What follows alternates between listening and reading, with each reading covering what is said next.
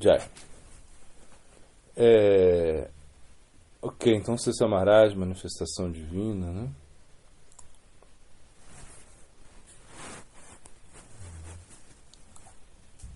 Bom, sem Bhakti, Karma, Jnana e Yoga não podem ter sucesso, né? Está explicando isso, né? Ou seja, de certa maneira, quando a gente entende, né, a proposição do Jnana, do Karma, do Yoga, né? Então você pensa, poxa, eles estão prometendo resultados sem a ajuda do Bhakti, né? É uma coisa que vai ser individual, né? Ou seja, não existe nada superior a isso, depende só de você, né? Ou seja, Deus está fora dessa jogada, né? Porque você vai fazer todos os sacrifícios, né? Da melhor forma, você vai estudar e desenvolver o Jnana, vai ter o Vairagya, você vai fazer pranayamas, vai, né, controlar os sentidos através do pranayama, você vai, sei lá, se absorver e você vai conseguir aí a perfeição somente através do seu esforço, né? Só que a gente entende que não é assim, né? Ou seja, eles sugerem isso, né? Mas isso é uma falácia. Então você precisa do Bhakti, né?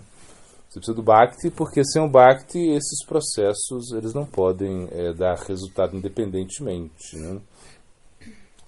Ele vai falar aqui, você vai dar um exemplo, né? Em diferentes empresas, como uma companhia de seguros, uma empresa bancária, etc., se o governo não retirar,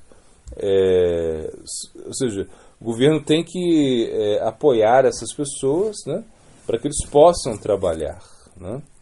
Ou seja, o governo, de certa maneira, eles contam com o apoio do governo, né? Ainda que seja indireto, ainda que seja bem lá por trás, né? O governo está ali para apoiar. Se o governo se retira, eles não podem prosperar, né? Por exemplo, a gente vê, você é um grande empresário, você, sei lá, um cara que está exportando, mas você precisa, de repente, de um embaixador lá no país, que trate de relações, as relações comerciais, enfim, coisas burocráticas que é o governo que vai, né, gerir isso, né? Então ele fala que se a potência de Krishna, né, sua simpatia for retirada, né, então Karma, Yoga e Jnana, Marga, eles não têm nenhuma chance, né?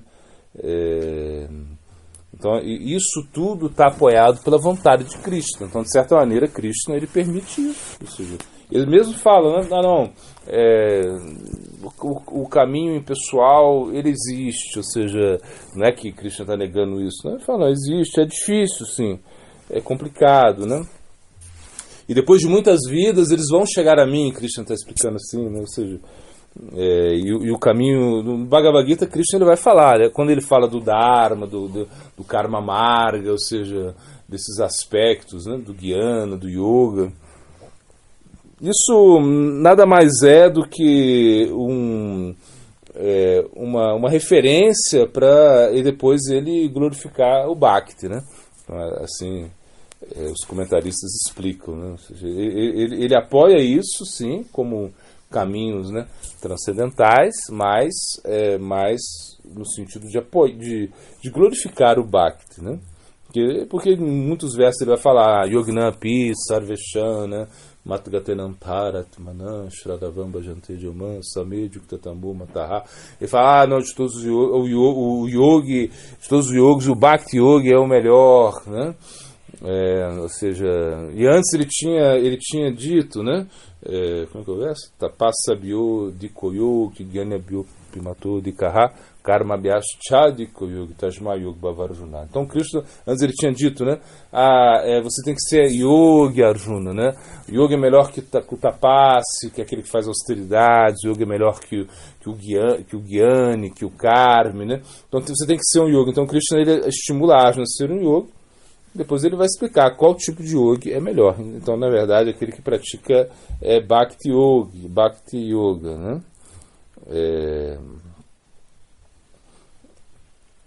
Então, na verdade, aqui o Samaraj está explicando. Karma e Jnana sempre estão olhando para a face de Bhakti, né? Serviço a Krishna, né?